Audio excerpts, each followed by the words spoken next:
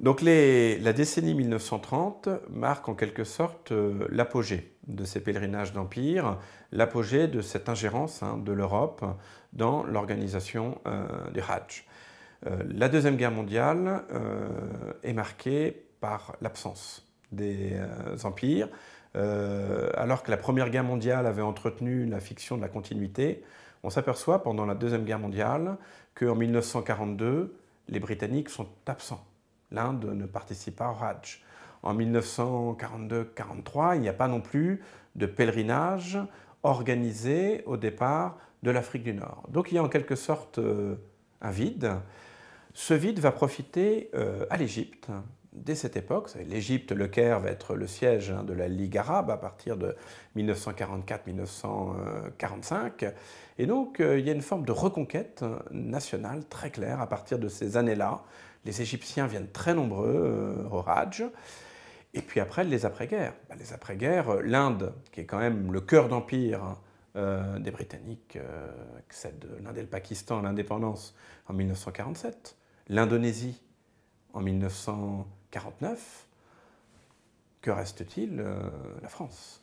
Et là, assez curieusement, alors que la France souhaite promouvoir une nouvelle idéologie impériale, une nouvelle organisation qu'on appelle l'Union française, la France va continuer, va presque s'acharner à organiser, j'ai envie de dire, jusqu'aux accords d'Évian, jusqu'à la décolonisation de l'Algérie, année après année, un pèlerinage officiel. Même ces années 1946 jusqu'aux années 1950, on organise de nouvelles routes du Hajj. Par exemple, les pèlerins de l'océan Indien peuvent se déplacer sous forme de convois organisés destination de l'Arabie saoudite. On organise même pour la première fois, après la Deuxième Guerre mondiale, des caravanes terrestres. C'est-à-dire que pour les pèlerins des fédérations de l'Afrique occidentale et équatoriale française, on organise en quelque sorte presque des caravanes Citroën à travers l'Afrique pour se rendre en pèlerinage. Donc d'une certaine façon, le Hajj devient un petit peu le symbole de cet empire auquel la France s'accroche comme étant des emblèmes de sa puissance. C'est comme si le Hajj était un peu le symbole de cette fiction de l'empire. Et donc chaque année, la France organise le Hajj, y compris, et j'ai envie de dire surtout, après le déclenchement de la guerre d'Algérie. Elle y voit un moyen de contrôle.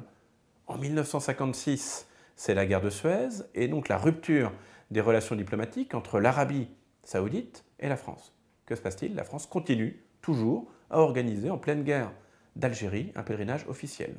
Il y a des pèlerinages plus ou moins libres à côté, mais la France maintient le principe d'un convoi officiel très encadré par l'administration coloniale. Donc vous voyez, il y a une sorte d'habitus, en quelque sorte, qui va se poursuivre jusqu'aux dernières années de la guerre d'Algérie. Donc la France ne sera pas revenue en arrière, elle aura au contraire essayé d'intensifier son effort en essayant effectivement de s'accrocher à ce qui est pour elle un des éléments et un des attributs de sa puissance. Aujourd'hui, le Hajj est un phénomène véritablement métropolitain.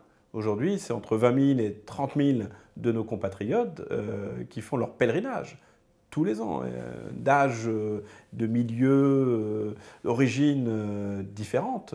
Et je pense que c'est important de montrer qu'en soi, ce n'est pas un phénomène comme on peut le traiter exogène, mais qui a réellement une mémoire, une familiarité très forte de la France avec ce phénomène. Et là, je pense que seule l'histoire peut montrer ce lien très fort qui conviendrait sans doute effectivement de mieux valoriser pour prouver que le Hajj, au même titre, je ne sais pas, que le pèlerinage à Saint-Jacques-de-Compostelle ou le pèlerinage à Rome, est aussi un phénomène français.